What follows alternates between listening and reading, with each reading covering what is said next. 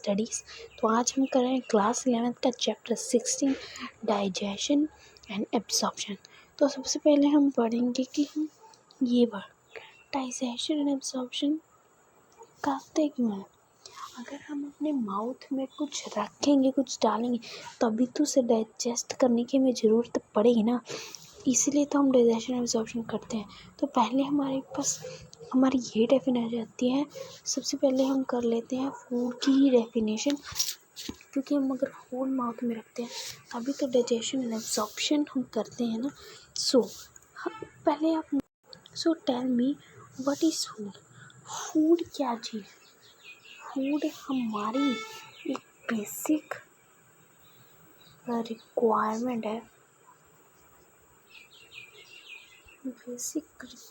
हमारी, और basic requirement वो हमारी इसलिए क्योंकि वो हमें एनर्जी प्रोवाइड करता है कोई वर्क करने की। और इसके कुछ मेजर कंपोनेंट्स होते हैं, जैसे कि carbohydrates, fats, protein, vitamins and minerals. Carbohydrate, proteins and fats हमें चाहिए होते हैं लार्ज अमाउंट में, लेकिन विटामिन्स एंड मिनरल्स हमें चाहिए होते हैं स्मॉल अमाउंट्स में। और फूड जो होता है वो हमें कुछ ऑर्गेनिक मटेरियल्स भी प्रोवाइड करता है एनर्जी के साथ साथ, जो हमारी ग्रोथ में काम आते हैं और हमारे टिश्यू, सेल्स, इन सबको रिपेयर, मजबूत बनाते हैं। अब ये ऑर्गेनिक मटेरियल्स क्या है? ऑर्गेनिक मटेरियल्स हैं carbohydrates, lipids, nucleic acids and lipids को हम और कह सकते हैं फैट्स। तो ये सब हमारे दैट क्या है बताइए? Organic material. और ये हमें मतलब हमारे टिश्यू सेल को रिपेयर करने की ऑर्गेनिक मटेरियल से काम आते हैं। और जो मैंने आपको ये 4 चीज़ें बताई हैं ना, carbohydrates, lipids, nucleic acids, RNA, DNA, सारा कुछ, ये सब बायोमॉलिक्यूल्स की 4 क्लासेस हैं। सो फूड हमारे लिए इतना ज़रूरी है, हमारी फर्स्ट रिक्वायरमेंट होता है। और फूड में ऐसा क्या होता है? फूड में होते हैं न्यूट्रिएंट्स, वही तो हमें एनर्जी प्रोवाइड करते हैं। फूड तो हमें सिर्फ खाना होता है, उसके अंदर कुछ न्यूट्रिएंट्स होते हैं जो हमें न्यूट्रिशन प्रोवाइड करते हैं। ये हमें न्यूट्रिशन भी प्रोवाइड करते हैं, ये हमें न्यूट्रिशन ही प्रोवाइड करते हैं फर्स्ट ऑफ ऑल, ठीक है। ये हमें न्यूट्रिशन प्रोवाइड करते हैं। और मतलब हमारे अंदर जितनी भी मेटाबॉलिक प्रोसेसेस हो रही हैं, जितनी भी केमिकल रिएक्शंस हो रही हैं ना, वो सभी न्यूट्रिएंट्स ही ये फूड की वजह से ही हो रही हैं, ठीक है। ओके, तो फिर उसके बाद हमारे पास आ जाता है कि सबसे पहले हम करेंगे ये न्यूट्रिशन के बारे में। और मैं आपको बता दूं, जो न्यूट्रिशन होता है ना, मतलब ये हमें न्यूट्रिएंट्स प्रोवाइड करता है ना, और इस न्यूट्रिएंट्स की भी फर्दर 2 क्लासेस होती है, माइक्रोन्यूट्रिएंट्स एंड मैक्रोन्यूट्रिएंट्स। ओके, और हम करते हैं मैक्रो वर्सेस माइक्रोन्यूट्रिएंट्स। सबसे पहले हम आ जाते हैं इनके बीच में डिफरेंस। पहले हम ये देखते हैं जो मैक्रोन्यूट्रिएंट्स होते हैं ना, वो हमें एनर्जी प्रोवाइड करते हैं, और जो माइक्रोन्यूट्रिएंट्स होते हैं वो हमें एनर्जी प्रोवाइड नहीं करते। हमने छोटी क्लास में पढ़ा था, हम क्या पढ़ते थे मैक्रो और माइक्रो के बारे में, कि मैक्रो न्यूट्रिएंट्स हमें लार्ज अमाउंट में चाहिए होते हैं, माइक्रो स्मॉल अमाउंट में, क्योंकि मैक्रो का मतलब लार्ज, माइक्रो का मतलब स्मॉल, है ना। और ये भी सुन लीजिए, मैक्रो न्यूट्रिएंट्स के अंदर आ जाते हैं carbohydrates, fats and proteins. Micro nutrients के डाउन अंडर आ जाते हैं वाइटामिन्स एंड मिनरल। इसके अंदर हम वाटर को भी कंसीडर कर देते हैं। अब आप सोचोगे कि माइक्रो न्यूट्रिएंट्स तो हमें स्मॉल अमाउंट में चाहिए होते हैं, लेकिन वाटर तो हमें लार्ज अमाउंट में चाहिए होता है। ये होता है कि वाटर में लार्ज अमाउंट में चाहिए होता है, इसलिए हम इसे पूरा माइक्रो न्यूट्रिएंट्स के अंडर नहीं लेते, ये डिफरेंट हो जाता है। और मैं आपको इनका एक डिफरेंट नाम भी बता दूं।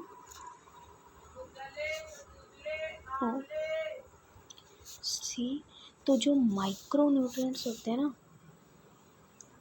एक साइड हम लिख लेते हैं माइक्रो और एक साइड हम लिख लेते हैं मैक्रो। तो मैं आपको बता दूं, जो माइक्रो न्यूट्रिएंट्स होते हैं उन्हें हम कहते हैं प्रोटेक्टिव प्रिंसिपल्स ऑफ फूड, ठीक है। और जो मैक्रोन्यूट्रिएंट्स होते हैं उन्हें हम कहते हैं proximate principle of foods, proximate principle of food. और आप सोचेंगे कि माइक्रो तो हमें स्मॉल अमाउंट में चाहिए तो फिर भी हम उन्हें प्रोटेक्टिव कहते हैं, क्यों? क्योंकि माइक्रो न्यूट्रिएंट्स हमें स्मॉल अमाउंट में ज़रूर चाहिए होते हैं और हमें एनर्जी भी लेस प्रोवाइड करते हैं, मतलब प्रोवाइड ही नहीं करते, लेकिन वो हमें कुछ डिसीज़ से लड़ने की डेफिशिएंसी प्रोवाइड करते हैं। विटामिन एंड मिनरल्स हमें बहुत डेफिशिएंसी प्रोवाइड करते हैं।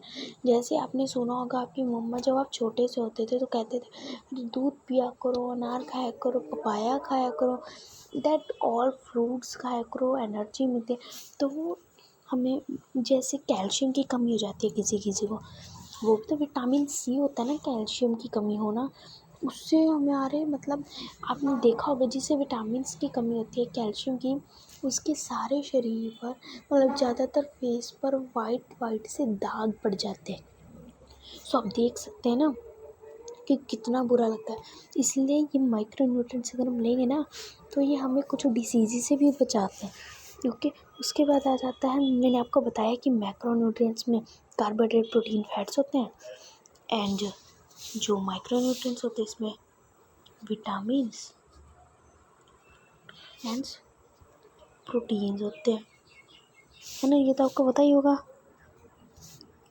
उसके बाद हमारे पास आ जाते हैं, उसके बाद हम करेंगे, मतलब हमारा जो चैप्टर है डाइजेशन, वो अब हमारा पार्ट शुरू हो जाता है। उससे पहले हम करेंगे 5 स्टेप्स ऑफ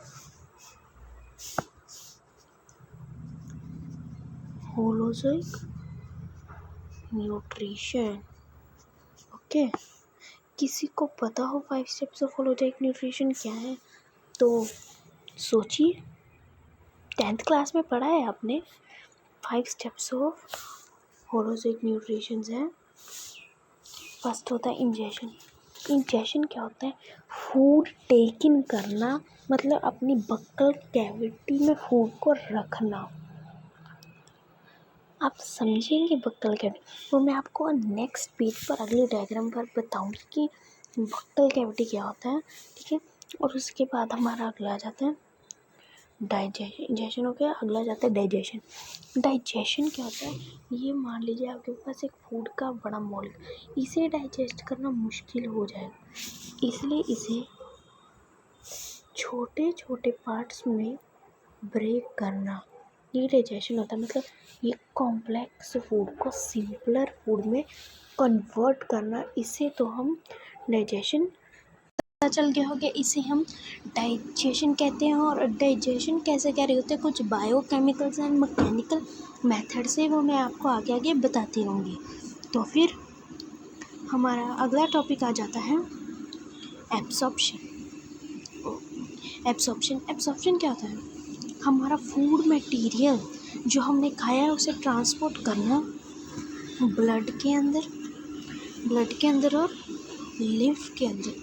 और ब्लड और लिम्फ के अंदर कैसे ट्रांसफ़र होगा? हमारे गट के रहे, मतलब गट होता है हमारा एलिमेंट्री कैनल, हमारा डाइजेस्टिव ट्रैक्ट। उसके बाद हमारा अगला टॉपिक आ जाता है एसिमिलेशन। एसिमिलेशन क्या होता है? जो फूड हमने एब्जॉर्ब किए हैं ना, उससे जब सेल होते हैं जो हमारे बॉडी के अंदर, वो उसे एनर्जी एब्जॉर्ब कर लेते हैं और उसे प्रोटोप्लाज्म बना देते हैं। मतलब प्रोटोप्लाज्म एक बहुत फिजिकल बेसिस ऑफ लाइफ है जो हमें ज़िंदा रखता है, और वो प्रोटोप्लाज्म बना देते हैं, उसे हम कहते हैं एसिमिलेशन। उसके बाद हमारा अगला टॉपिक आ जाता है इजेशन। What is egestion?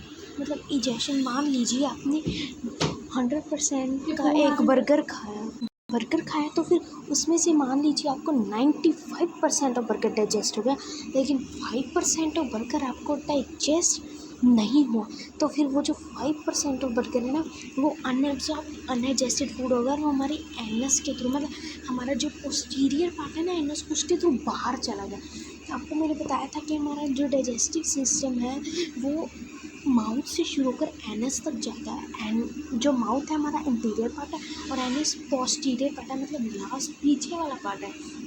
ठीक है। तो फिर अनडाइजेस्टेड और एंड अनएब्जॉर्ब्ड फूड का रिमूव हो जाना एनएस के through. So I think so कि आपको ये 5 स्टेप्स फॉलो जाए न्यूट्रिशन समझ आ गए होंगे या फिर 10th क्लास में भी किए हैं, है ना। तो फिर इसके बाद हमारा जो मेन पार्ट आता है ना, वो तो ये डाइजेशन का होता है और हमारा फुल चैप्टर इसके ऊपर चलने वाला है कि हमारा डाइजेस्टिव ट्रैक्ट कैसे, इसमें कौन कौन से ऑर्गन्स प्रेजेंट है, कैसे कैसे वर्क करते हैं, एवरीथिंग।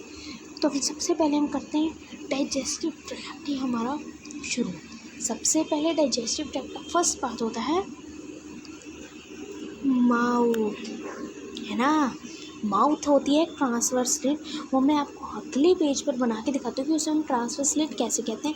एंटीरियर पार्ट, ये मैंने आपको बता दिया था, आगे वाला पार्ट मतलब एंटीरियर पार्ट, पीछे वाला पार्ट मतलब पोस्टीरियर पार्ट, ठीक है। और ये एंटीरियर पार्ट है और इसका साइंटिफिक नेम होता है लेबिया।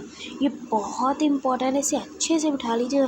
मैं इसे हाईलाइट भी कर देती हूँ डार्क मार्कर से। ये है लेबिया, ठीक है। It is a scientific name of mouth. उसके बाद आ जाता है it leads to buccal cavity. Buccal cavity leads को करती, मतलब जो हमारा माउथ है ना, वो जब आगे हम चलते हैं तो वो बक्कल कैविटी के अंदर पहुंच जाता है। और मैं आपको बताऊंगी कि वो बक्कल कैविटी क्या होता है, मैं आपको सारा बताऊंगी। आपको सिर्फ अभी ये याद रखना है कि माउथ एक एंटीरियर पार्ट है, साइंटिफिक नेम होता है लेबिया और वो ट्रांसवर्स स्लिट है, वो मैं आपको अगले पेज पर बना के दिखाती हूँ। और it's leads to buccal cavity, मैं आपको बक्कल कैविटी बताती हूँ कि हमारा माउथ से अगला टॉपिक बक्कल कैविटी ही है। सो देखिए, मान लीजिए ये है हमारा माउथ, ठीक है, और इसके ऊपर ये है हमारे लिप्स, ठीक है। तो फिर देखिए ये ट्रांसवर्स ही है ना। हम ये तो वर्टिकल होता है ऐसे तो, लेकिन ये तो लेटा हुआ है, वह हॉरिजॉन्टल, मतलब ये ट्रांसवर्स है ना। ये ऐसे ऐसे होता है ना हमारा माउथ। आपने कभी देखा है, मान लो ये किसी का फेस है, ओ मान लो ये किसी का फेस है, ठीक है, और उसका माउथ ऐसा हो, देखो ये इसका माउथ है, ये इसके लिप्स हैं। ऐसा टेढ़ा तो नहीं होता ना, ऐसा तो नहीं होता ना, हमेशा ऐसा ही होता है ना, ऐसा, है ना। So it is a transverse slit का मतलब ये होता है। तो फिर हमारा माउथ का पार्ट ख़त्म हो जाता है। एक बार मैं आपको बता देती हूँ एक और बात इंपॉर्टेंट, इसके अंदर 2 मूवेबल लिप्स भी होते हैं, हम इन्हें मूव कर सकते हैं ना, 2 मूवेबल लिप्स। एंड मैं आपको एक चीज़ मैंने गलत बोल दी कि जो माउथ है उसका साइंटिफिक नेम लेबिया नहीं है, जो हमारे लिप्स है ना उनका साइंटिफिक नेम लेबिया होता है। ओके, जो लिप्स है उनका साइंटिफिक नेम लेबिया होता है, ये याद, माउथ का नेम नहीं होता। ओके, तो फिर अब हम कर सकते हैं it is a transverse slit, it have 2 movable lips, और साइंटिफिक नेम लिप्स का लेबिया, और जो हमारा माउथ है वो बक्कल कैविटी के अंदर तक जाता है, it is a anterior part. Okay, और हमारा अगला आ जाता है, अगला हमारा टॉपिक आता है बक्कल कैविटी। फर्स्ट हमारा था डाइजेस्टिव ट्रैक्ट के अंदर माउथ, सेकंड आता है बक्कल कैविटी। पहले मैं आपको बक्कल कैविटी शो कर देती हूँ, फिर ही हमें ये समझना ईजी होगा। It is a buccal cavity, ये ओरल कैविटी की ही हम बक्कल कैविटी कहते हैं। ओके, और बक्कल कैविटी को ओरल कैविटी कहते हैं। और इस बक्कल कैविटी के अंदर आगे हम इसका फर्स्ट पार्ट आ जाता है पैलेट। क्या आ जाता है, जैसे हमने किया कि हमारा अगला टॉपिक होता है पैलेट, तो फिर हमारे पास पैलेट भी जो होता है ना वो 2 टाइप्स का होता है, ठीक है।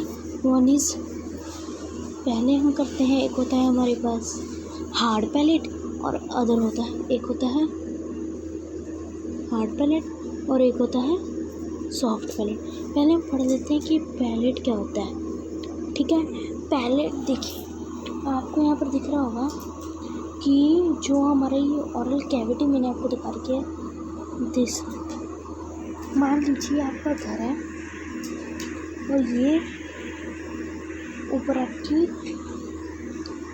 ये वाली आपकी छत है ना। मान लिया, क्या माना आपने, कि जो ये ओरल कैविटी है ना,